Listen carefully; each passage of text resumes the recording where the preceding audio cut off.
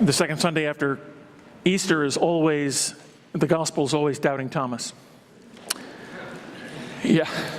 Well, I'm not going to talk about doubting Thomas, but I am going to talk about doubt and the struggle that Christians have, to say nothing of people who are not Christian, have with things like the resurrection.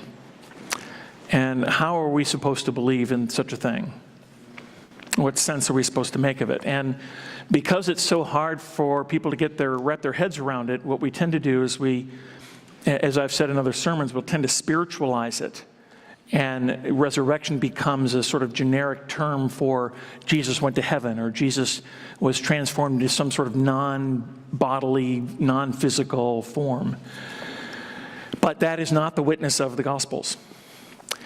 And so what we're struggling with as Christians is, how do we make sense of the faith of those first Christians?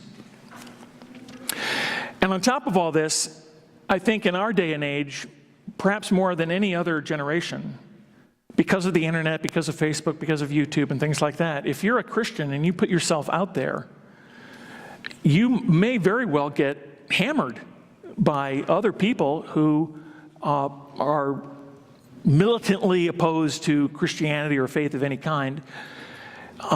And sometimes American Christianity, I think we bring this on ourselves. Not necessarily we, but American Christianity can get focused on the wrong things, like whether creation happened in 7 24-hour periods, or whether there really is a Noah's Ark, or whether Moses really wrote the Decalogue, the first 5 books of the Bible. And I submit to you that if you want to duel with someone, that's not the stuff you need to duel about. It's the resurrection. And it's interesting to me that American Christianity tends to ignore that and focus on these other things, when this is really the issue. And so Christians today are confronted with basically 3 assaults on their faith. One is, there are other resurrection stories out there, and these first Christians, they were so grief-stricken over Jesus that they turned to these other stories and applied them to Jesus.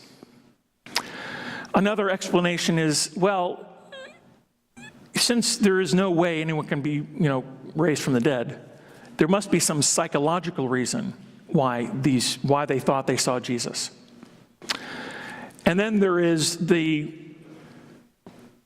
a form of argument called a priori, and it means prior. It's just a fancy word for prior. And it means this: if we have prior knowledge or facts about something, and we're investigating something else, we can take these prior facts and say at the very beginning, before we've even started investigating, we know this to be true, so therefore this cannot lead us to this conclusion.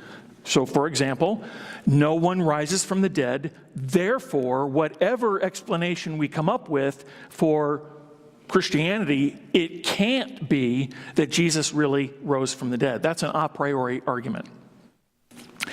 And the problem with that is, once we make that a priori conclusion, then we are no longer doing history. We're doing something else. And I hope to explain that a little bit more in just a minute. Now, let me just say one other thing. I think that one of the challenges of being me today, being a preacher, is helping you and equipping you with some tools to think through these things.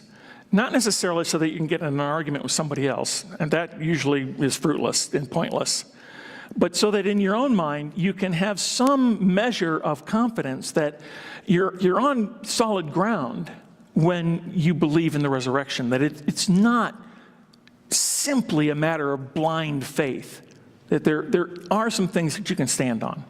So it's difficult to do that in 20 minutes, or give or take. And so that's my challenge today. So what I want to do is I want to just lay some groundwork. Some of this is review. I want to look at terminology. I want to review with you what the world of the first century was like.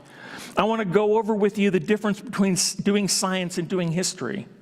And then finally, I want to expose you to a way of investigating history that can lead us to some really good, solid investigation. So the first has to do with terms. The term resurrection, the word resurrection in Greek, in the Jewish world and the non-Jewish world of the first century, it meant one thing and one thing only: embodied life after death.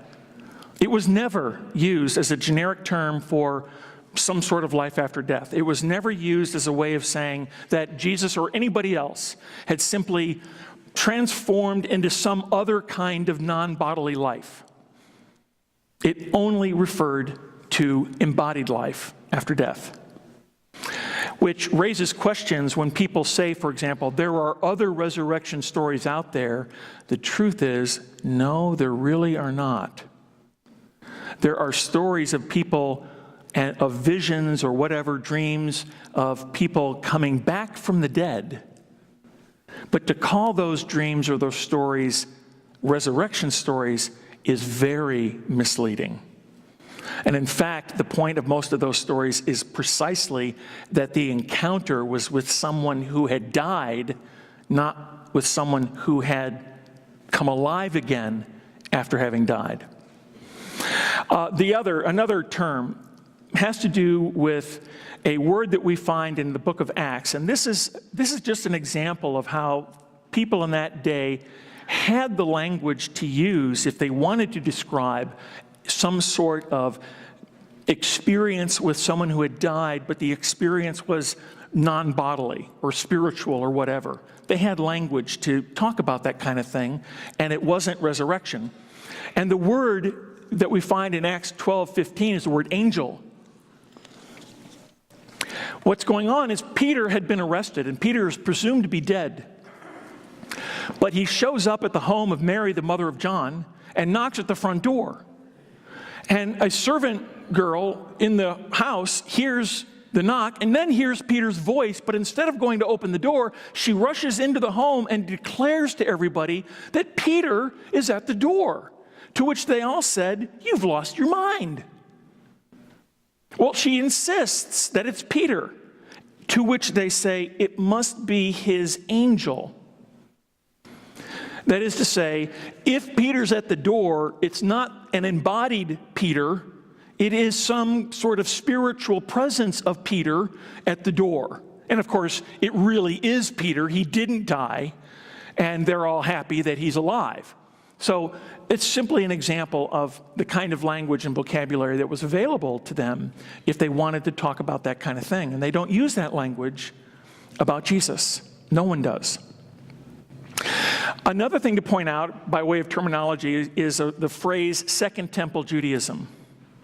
When I say things like Second Temple Judaism, I'm referring to a specific period of time, roughly between the beginning of the building of the Second Temple in the mid-500s BC, so 540 BC, thereabouts, up until its destruction in 70 AD. And the significance of this period is that there was heightened messianic hope, and there were lots of messianic movements in this period of time, which becomes important when people start to say things about this particular messianic hope about Jesus and how it couldn't be this or it couldn't be that, or this explains how it happened.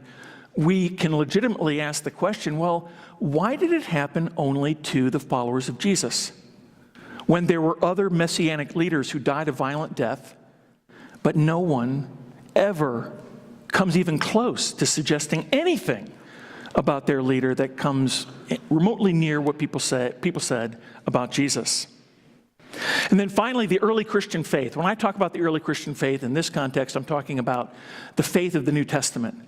How do we explain the specific beliefs of those first Christians, those first followers of Jesus? How can we make sense of it? What happened? How can we account for this kind of belief? Because these people were Jews. They were Second Temple Jews who had a dramatic turn of events. Something happened that caused them to start believing in something radically new that no one else had thought of before. So that's the first thing. That's terminology. Now, the world of the first century, Second Temple Judaism, both of them First of all, they're familiar with things like dreams and visions and hallucinations and stories of encounters with the dead, as I've already pointed out. Those stories, however, are not resurrection stories, despite what people might say on YouTube or Facebook or wherever.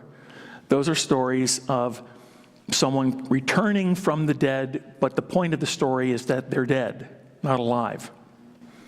They're familiar with grave robbery as an obvious example of an obvious explanation for the empty tomb. And they knew, just as we know, the finality of death. It is simply wrong-headed to say to yourself, or for anyone else to say, well, that was the first century and they don't know as much as we know now about, life. No, this is just a common sense kind of thing. Everyone knew then, as everyone knows now, no one rises from the dead. Period. No one, that doesn't happen. So we're left with, again, how do we account for this? How do we account for the faith that arose? The faith that we are reading about in the New Testament. So, historical study versus scientific empiricism. This is one of the things that people do. A mistake that people make with regard to history is that we want to say, well, I want it to be proved. I want a proof. Show me some proof. And by which they mean something along the lines of science. But the thing is about science, science is the study of the repeatable. You have a hypothesis in science, you test it, and you can test it again and again and again and again and again. History is the study of the unique and unrepeatable. It can't be repeated. That doesn't mean there's no way to test a conclusion about history. And the test is called, and you can look this up on Google later, the test of necessary and sufficient conditions. So here's how that works. A necessary condition is something that has to be the case in order for the conclusion to follow. For example, I must have an electrical supply. An electrical supply is necessary for my computer to work. That's an example of a necessary condition. A sufficient condition is a condition that will certainly and without fail bring about the conclusion. Someone playing bagpipes in my bedroom is sufficient for me to not sleep at all that night. Okay? Now, the thing about the first example is I must have electricity. Electricity is necessary for my computer to work. It's necessary, but it's insufficient because there are several other things that must be true in order for a computer to work as a computer. You need an operating system. You need, blah, blah, blah, blah, blah. All kinds of things we can come up with. Yes, electricity is necessary, but it's not sufficient. It's insufficient. By itself, it doesn't do anything. And then in the case of the bagpipes certainly are sufficient to keep me awake, but they're not necessary since jackhammers will work just as well. Okay? So what we're looking for is whether or not the conditions that the New Testament says are the reason why they believe what they believe, are these things necessary and sufficient? And in this particular case, what we're going to end up looking at is how sometimes two things that by themselves are insufficient together can become sufficient. So here's an example. An airplane, what's necessary for an airplane to land safely? We might say that it's necessary for the airplane to be in perfect working order. That would be a necessary condition. By itself, though, it's insufficient because there are other things like, for example, a well-trained and skilled pilot. We need that as well. So by itself, it's insufficient. And again, with the pilot, we might have a well-trained, highly experienced pilot, but if the plane is in bad working condition, that is insufficient. But if we have both a plane that's in perfect working order and a pilot that is well-trained and has lots of experience, those are the necessary and sufficient conditions, taking aside for a moment weather and all that. Just follow me here. That those two things comprise sufficient reason to expect the plane will land safely. So when we come to the New Testament, and if we were to sort of hypothetically ask those people, those first Christians, why do you believe what you believe? The answer is, we believe what we believe about Jesus because the tomb was empty and because he appeared to us. Those two things together. So I'm going to change up your handout. If you're following along in your handout, the first thing I want to talk about are they are sufficient. They are sufficient.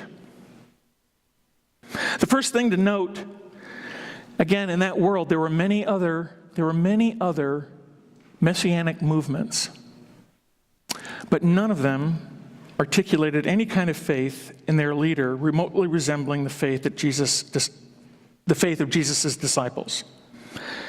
And this is strong evidence already pointing us to the fact that these two may very well be necessary and sufficient for people to have believed what they believed about Jesus. Because these two conditions are present, they're not present in any of these other messianic movements, and maybe that's why no one ever came to the conclusion about them that they do about Jesus. And keep this in mind. Someone wants to say, well, there are resurrection stories out there. All kinds of resurrection stories out there. Well, that's really interesting because there were messianic movements after Jesus died. And you'd think if anyone is going to borrow a story and apply it to their leader and say, hey, our leader is the real Messiah, they would say, hey, you think Jesus rose from the dead? No, it was our leader who rose from the dead. But no one did that. No one applied that kind of language to their leader, even after Jesus died. If we have an empty tomb all by itself, well, as I've already pointed out, everyone's familiar with grave robbery. It was pretty common. Without the appearances, if all you had were stories of an empty tomb, people would have said, well, that's tragic, it's sad, but someone obviously stole the body. If you have appearances without an empty tomb, well, that would most likely produce something along these lines. Take the upper room with Thomas. Imagine that these disciples are up there, and they're all looking, and there's Jesus. But then someone says, but he's still in the tomb. Let's go look. I'll show you his body. It's still in the tomb. Well, I can guarantee you that they would have said to themselves, well, I don't know what I saw, but it obviously wasn't Jesus because there's his body. They would have chalked it up to an hallucination. They would have chalked it up to a vision or whatever. They wouldn't have said that he had been raised from the dead if someone could go and say, hey, here's his body. So by themselves, they are insufficient. Put them together, it's necessary, actually, for the two of them to be together, and together they create sufficient reason to say that this faith that people had in Jesus arose because these two things were true. Now, are they necessary, though? In other words, the empty tomb and the appearances of Jesus are sufficient, but could something else explain it, which would make it not necessary? Along the lines of the bagpipes. The bagpipes, they're necessary, but they're not sufficient because any other noisy thing can do. Empty tomb, appearances of Jesus, they look like they're necessary. They look like they're sufficient, but if we have some other explanation that leads us to the same conclusion, well, then it's not necessary. It could be some other reason, like, for example, cognitive dissonance. Cognitive dissonance is used, and this is under the section of the necessary conditions in your handout. Cognitive dissonance is, well, they were so grief-stricken, they were so sad that Jesus had died, that they all sort of collectively together hallucinated and really did think that Jesus had risen from the dead.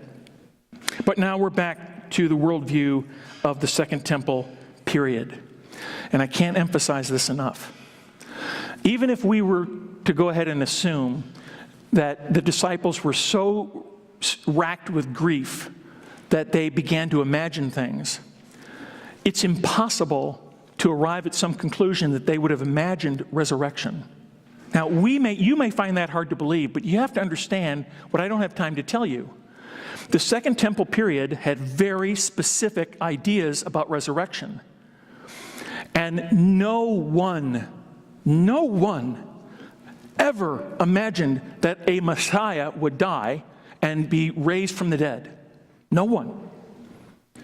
So if their leader had died and they were all grief-stricken about it and they wanted to say that he was still important, they wouldn't have used the language of resurrection because no one was expecting it. It's like the idea wouldn't have even occurred to them because it was so far-fetched. Maybe another necessary condition might be, well, they were just filled with a new sense of grace. They had this profound sense that, well, Jesus really was alive, but and now they're forgiven in this new special way. Again, we go back and look at the Second Temple period and we say to ourselves, well, why did that happen with the followers of Jesus and no one else? Why didn't, for example, the followers of Simon Bar Giora, who was executed in 70 AD by the Romans, why didn't anyone say about him, well, he's alive because we feel like he's alive. He's forgiven us. Or why didn't anyone say this about Simon Bar Kokhba, who died in 132 AD, 130 years after Jesus? Again, no one says these kind of things. And the reason simply is this. Having a sense of forgiveness didn't mean a whole lot in Judaism because they already had ways to be forgiven. They didn't need new ways to be forgiven. We, inheritors of the Reformation, say to ourselves, oh, well, Jesus died for our sins. It isn't that straightforward if you keep yourself in the first century. These people are saying, I can go to the temple and make a sacrifice for sin. I don't need to have another way to have my sins forgiven. Why is this a big deal? N.T. Wright wrote this. Nobody was expecting this kind of thing. No kind of conversion experience would have generated such ideas. Nobody would have invented it, no matter how guilty or how forgiven they felt, no matter how many hours they poured over the scriptures. To suggest otherwise is to stop doing history and enter into a fantasy world of our own. A new cognitive dissonance in which the relentless modernist, deeply worried that the post-Enlightenment worldview seems to be in imminent danger of collapse, devises strategies for shoring it up, nevertheless. And let me just share one last thing. What N.T. Wright has to say about that a priori argument that I mentioned. In your handout, at the very beginning of your handout, I quoted an author who wrote in the mid-1990s. He wrote, "We should always prefer the natural hypothesis as opposed to the supernatural one, or we shall fall into superstition." That's the a priori argument. In other words, before we even begin our investigation of Jesus, we're going to rule out rising from the dead right from the start. And this is what N.T. Wright has to say about that. The natural-supernatural distinction and the equating of supernatural with superstition are scarecrows that Enlightenment thought has erected in its fields to frighten away anyone following the historical argument where it leads. It's high time that the birds learned to take notice. The point here is this. When you look at the history of Judaism and the rise of Christianity, they're like breadcrumbs. Okay, you're following the breadcrumbs. And you're doing a historical study. This is not just like, I believe because I'm going to believe. This is trying to follow the evidence where it leads. And where we end up is the only way to explain the faith of the first Christians as we have it in the New Testament is that there was an empty tomb and the appearances of Jesus. All the other alternative ways of thinking about all of this, or imagining some explanation for it, leads us to places that just are not possible in that period. Now, that's not proof. That's not scientific proof. But that's history. It's not blind faith. It's the kind of conclusion that you reach after doing lots and lots of thoughtful, careful study. So, my friends, the next time you're on Facebook, the next time you're on YouTube and someone says there were all kinds of resurrection stories or blah, blah, blah, or this or that or the other thing, I want you to remind yourself that this is not some blind faith we're talking about. We're talking about thoughtful, critical conclusions. And the conclusion is, in spite of the fact that it's hard to understand, the tomb was empty. And Jesus appeared completely healthy and embodied. Amen.